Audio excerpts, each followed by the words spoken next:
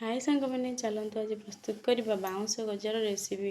छोट बाउंस गजा को आनी छोट छोट खंड कर काटिनेली। दुटा आलू को छोट खंड कर काटिनेली।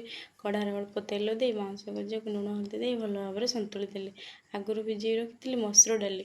प्रेसर रे मसूर डाली आलू बाउंस गजा लुण हल्दी सब दे सिझापी छाड़देली। सिझा भितर मु मसला प्रस्तुत करनेली।